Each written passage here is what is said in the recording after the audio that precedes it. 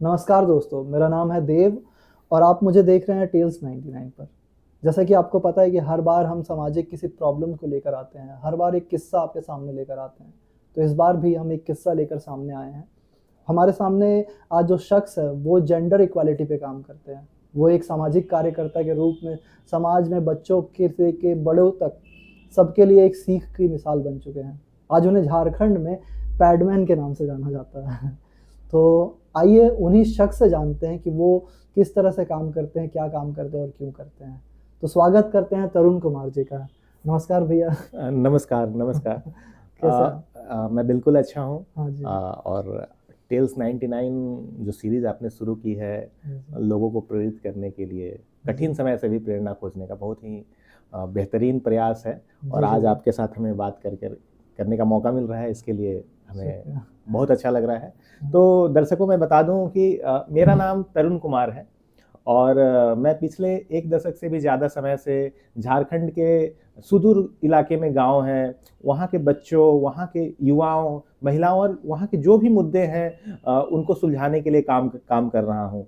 और मैं एजुकेशन के मुद्दों पर, शिक्षा का मुद्दे पर, लैंगिक समानता लाने के मुद्दे पर, माहवारी स्वच्छता, इन्वायरमेंट और तमाम मुद्दे जो गाँवों से जुड़े हुए हों, बच्चों से जुड़े हुए हों, युवाओं से जुड़े हुए हों, उन सभी चीज़ों पर मैं काम करने का प्रयास कर रहा हूँ। अच्छा, बिल्कुल, बहुत शुक्रिया भैया आपका हमारे इस शो में आने के लिए। और बहुत शुक्रिया आपने मतलब इतना कुछ हमें बताया कि हाँ, हमें बहुत सारी चीज़ों के बारे में नहीं पता था। पर हाँ, मैं जानना चाहता हूँ कि आपको ये सब चीज़ें मतलब करने के लिए इंस्पिरेशन कहाँ से मिली आपको? बिल्कुल देव। जी, जी सर। हम सभी किसी न किसी चीज़ से प्रेरित होकर के ही किसी सफ़र पर हाँ, निकलते हाँ हैं। भैया बिल्कुल। तो हमारा भी सफ़र शुरू हुआ था। ये सफ़र वहीं से शुरू हुआ था जब हम लोग कॉलेजेस में पढ़ते थे। अच्छा। बचपन से ही रुचि थी समाज को एक अलग नज़रिए से देखने की, क्योंकि हम लोग ऐसे परिवार से आते हैं जिसने हमेशा संघर्ष देखा और रोज़ाना एक-एक चीज़ें जुटा करके आगे बढ़ता चला गया। लेकिन हमारा परिवार, हमारे पिता शिक्षक हैं, तो एजुकेशन को लेकर के हमें कभी दिक्कत नहीं हुई। मुझे अच्छी शिक्षा मिलती चली गई और तो हमने सोचा हमारी यह सोच थी कि एजुकेशन तो मिलता ही है सभी को। लेकिन जब मैं 11वीं क्लास की पढ़ाई के लिए जब मैं जमशेदपुर कोऑपरेटिव कॉलेज आया, मतलब लगभग 1.5 दशक पहले की बात है। अच्छा। तो वहाँ पे मुझे अपने सहपाठियों से मिलने का मौका मिला जो ट्राइबल कम्युनिटी से थे। अच्छा। तो हमें देखने से लगा कि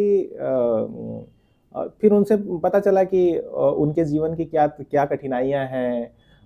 फिर हमें जान करके बहुत ताज्जुब हुआ कि इस समय में भी जब एजुकेशन एक नेसेसिटी है समाज को बदलने के लिए, हमें तो एजुकेशन को लेकर कभी परेशानी नहीं हुई थी अपने जीवन में। लेकिन हमने जब अपने 2 मित्रों को, आदिवासी मित्रों, ट्राइबल इलाकों में रहने वाले मित्रों के बारे में जाना कि वो बुनियादी शिक्षा उन्हें बेहतर तरीके से नहीं मिल पा रही है। अच्छा। जिनके कारण उनके अंदर आत्मविश्वास और बहुत सारी चीज़ें, जो बेसिक चीज़ें हैं वो उनके अंदर नहीं डेवलप हो पाई है। अच्छा। तो मैंने उसे जाना।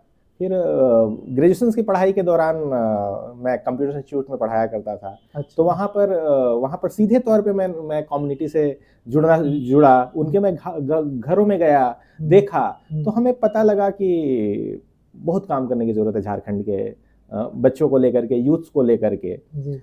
तो हमें प्रेरणा मिली, लेकिन जब हम लोग यूथ होते हैं, कॉलेजेस में जब पढ़ रहे होते हैं, तो हमें सही रास्ता मालूम नहीं रहता कि हम किस तरीके से आगे बढ़ें। तो उसी समय मुझे कुछ कार्यक्रमों में भाग लेने का मौका मिला। उसके माध्यम से मैं बच्चों को बाल अधिकार सिखलाने वाले अभियान से जुड़ा। बच्चों को अपनी बात लिख करके, बोल करके, कह करके उनको प्रेरित करने वाले अभियान से जुड़ा। उनके गांव-गांव जा करके जो बुनियादी चुनौतियां हैं शिक्षा को लेकर के, जो बच्चे ड्रॉप आउट्स हो जाते हैं, उनको उसके लिए प्रेरित करना कि आपकी शिक्षा बहुत ज़रूरी है। और समाज में जो काफ़ी सारी बुराइयां हैं, जैसे बाल विवाह हो गए। अच्छा। हाँ। जो कम उम्र में आज भी झारखंड में हो जाता है। काफ़ी कम उम्र में शादियां हो जाती हैं जी, जी, बच्चों की, हाँ, बच्चियों की। हम्म, तो इन सभी चीज़ों के बारे में प्रेरित करना बच्चों को कि इसके खिलाफ आपको लड़ना है। जी, आपको अगर अगर अगर एक सुरक्षित समाज चाहिए और एक आपको आप जो सपने देखते हैं अगर उसको पूरा करना है, तो आपको इन समाज की जो छोटी-छोटी बुराइयां हैं उनसे लड़ने का हुनर अपने अंदर डेवलप अंदर करना डेवलप होगा। करना पड़ेगा। तो ऐसे ही एक स्कूल, एक गांव, एक जिला, हम्म, ऐसे करते-करते मुझे झारखंड के सैकड़ों गांव, दर्जनों जिलों में घूमने का मौका मिला। आदिवासी कम्युनिटी से मिलने का मौका मिला। उनको उनसे जुड़ी समस्याओं को, उनके रहन-सहन, उनके संस्कृति को और जो हमारे झारखंड की आत्मा है, जो जी, प्रकृति, जी, इन सब चीज़ों को हमें जानने का मौका मिला। तो दरअसल आप जब घूमते हैं, जब नए लोगों से मिलते हैं, जो आपकी तरह नहीं हैं, आपकी तरह नहीं है लेकिन वो अपने तरह से हैं, हाँ, है ना? बिल्कुल। तो यही ब्यूटी है। तो इसी तरीके से सीखते एक लंबा सफ़र तय किया। तय किया और इस सफ़र में काफ़ी सारे समस्याएँ मिले, जिनको जिनको मैंने सुलझाने की कोशिश करता गया। और इसी बीच में हमें बच्चियों के पीरियड्स का मुद्दा के बारे में मालूम चला। अच्छा। तो वहाँ से एक कहें कि एक नए मतलब कि अभियान की शुरुआत हुई। इसकी प्रेरणा यही थी कि जब हम अभियान चला करके बच्चों को स्कूल से जोड़ सकते हैं, अभियान चला करके बाल विवाह जैसे समस्याओं पर कम्युनिटी को जागरूक करने के साथ साथ उनसे लोहा ले सकते हैं। क्योंकि जब आप बाल विवाह रुकवाने के लिए आप जाते हैं कम्युनिटी में, तो आप कम्युनिटी आपकी बात मानने को बिल्कुल भी तैयार नहीं होती है। लेकिन आप बच्चों की बेहतरी के लिए, उनके सुरक्षित भविष्य के लिए आप लड़ जाते हैं, आप रिस्क लेते हैं। तो जब हम लोग इस तरीके से करके कम्युनिटी वर्क करते हैं, तो एक पीरियड्स का मुद्दा जो हमारे पूरी मानव सभ्यता के अस्तित्व से जुड़ा मुद्दा है, फिर इस मुद्दे पर इतनी चुप्पी क्यों, इतनी शर्म क्यों? बिल्कुल। तो एक मन में एक सवाल आया था। इस सवाल का भी हमने सोचा कि इसका कुछ उपाय किया जाए, इसको सामान्य विषय बनाया जाए। तो अभियान 2015 के आसपास शुरू हुआ। 2023 में हम बात कर रहे हैं। एक हमारे अभियान ने लंबा सफर तय किया है, सैकड़ों हजारों लोगों को प्रेरित किया है अभियान से। तो यही हमारी कहानी रही है।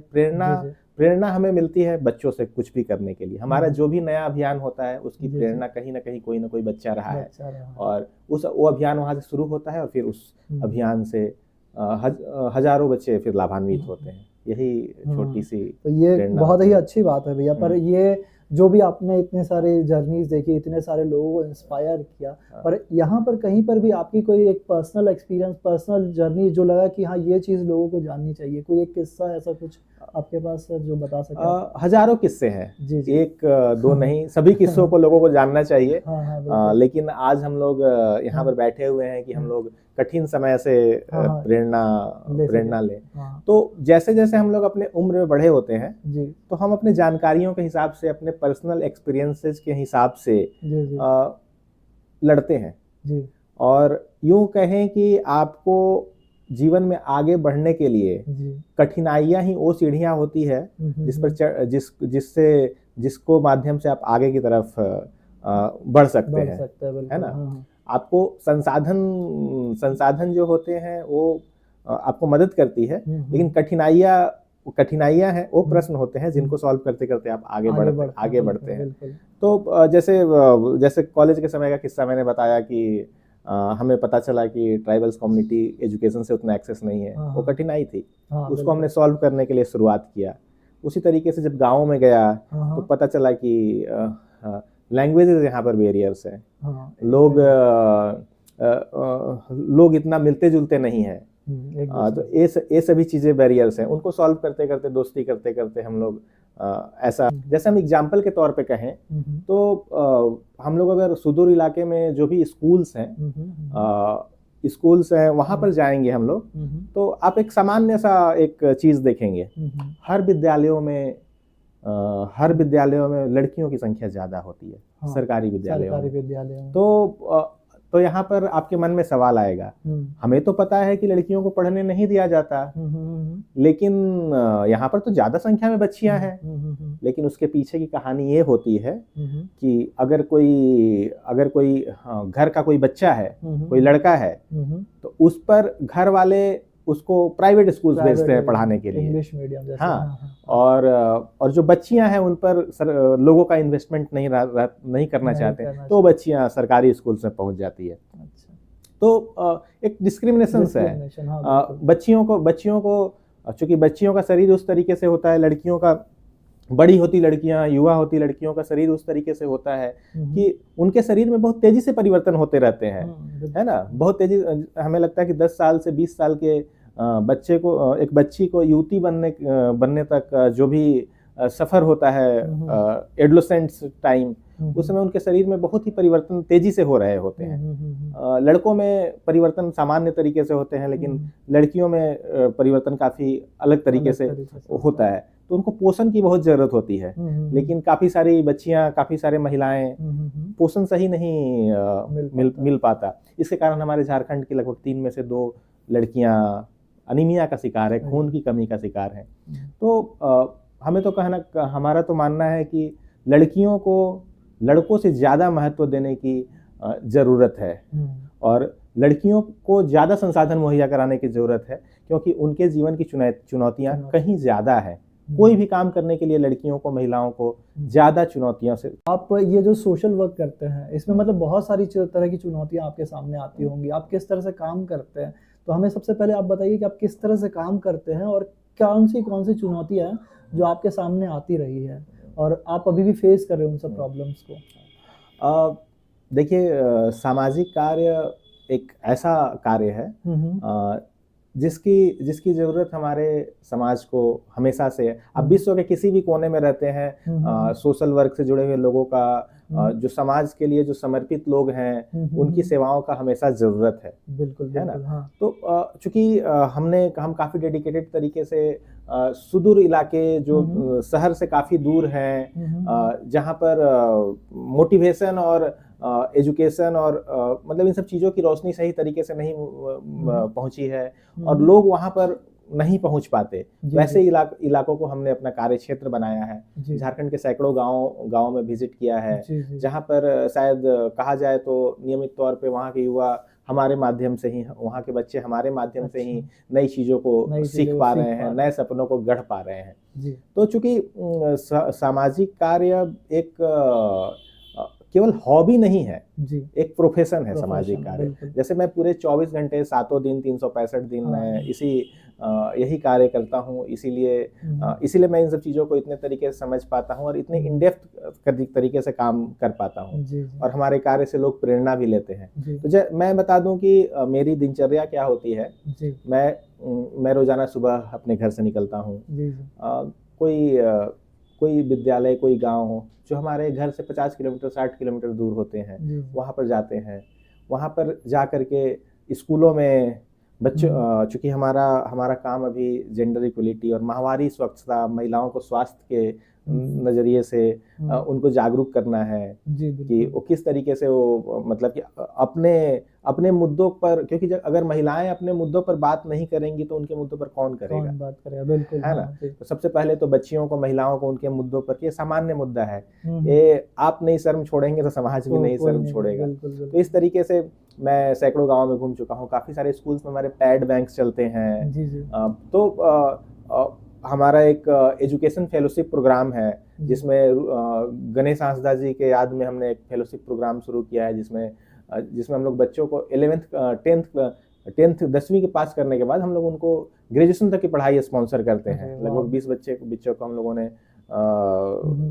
उनको चुन रखा है पढ़ाई के लिए।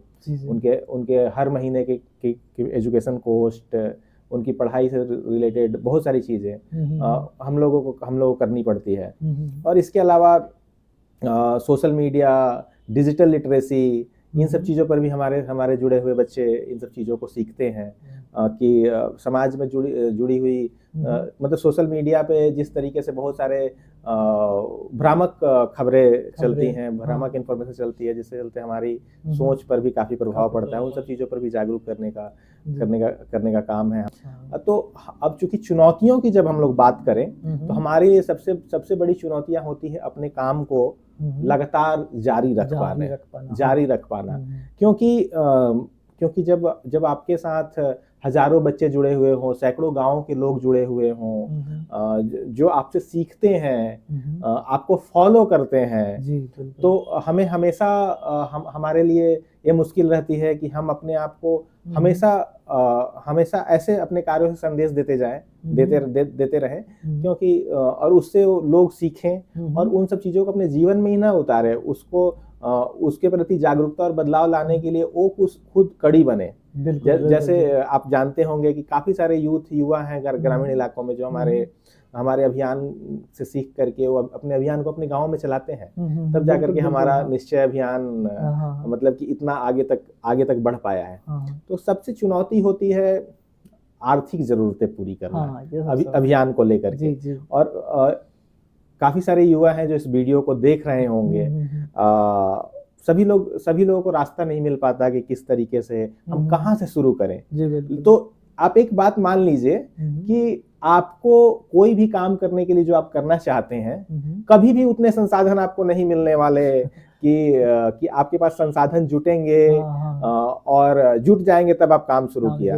आपको अगर आगे बढ़ना है तो आपको अभाव में काम करना सीखना होगा। हमें बहाने नहीं तलाश करने होंगे। हमें रोज मतलब हमें जो करना है उस दिशा में जो भी संसाधन है उसको जुटा करके करते जाना होगा। अपने मददगार खोजने होंगे, अपने आपके काम को जो पसंद करते हो या उस सेम वेवलेंथ के लोगों को खोजना होगा।